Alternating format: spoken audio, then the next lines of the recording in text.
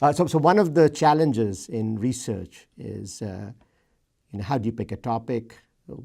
How do you pick a model? So I think here the key thing is you should ask an important question. You should ask a question that a lot of people are interested in. You should ask a question that has broad implications. And that's, I think we were lucky. I was lucky that when I started my lab, I asked a question that perhaps was a good question to ask. And the question I asked was, how do you maintain immunological memory to an infection you got or a vaccine you got 20 years ago or 30 years ago or even 50 years ago? How is this memory maintained? So I think the question was a very good one. But then you have but the next stage is, how do you study that question? And the advice I would give is, pick a model where you can really study the question, where you can really dissect it, you can understand it in some detail. So we, again, I think made a good choice. We picked a mouse model.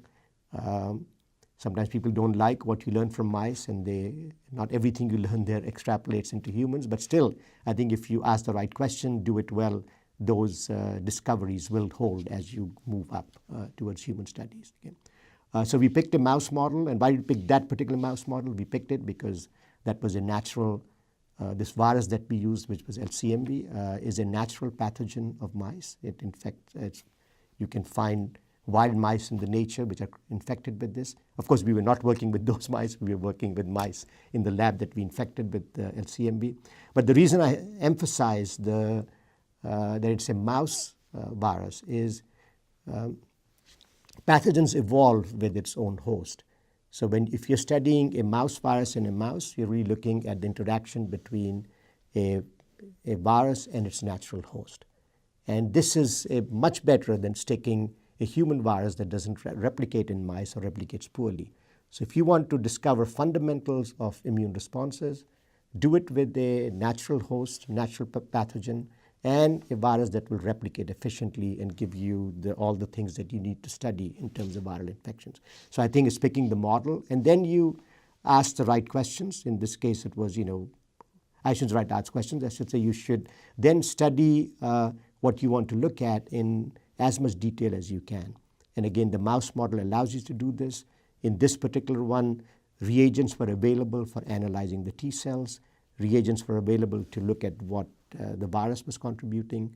So it was a well-defined model for studying immune responses to viral infection. And then it's interesting how science moves forward. It depends on how technology is being developed.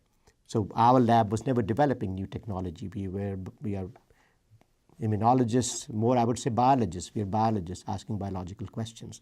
We were not creating any tools, any new reagents. But others were. The science moves forward because many people do many great things. So we were greatly helped in many different things. So I mentioned to you that we did this gene expression profiling. Of course, that we didn't develop that, but those tools became available. Work done other places in terms of looking at the appropriate single-cell assays developed to look at expression of different cytokines. So the techniques and reagents that developed, one of the most important reagent that was developed actually was work that John Altman, who's a faculty member at the Emory Vaccine Center, did when he was at Stanford University as a postdoc. And that was the development of these MHC class I tetramers. These are reagents that you can use to identify specifically T cells reacting against different viruses. Okay? So this development of the tetramer reagent greatly helped in the analysis that we did.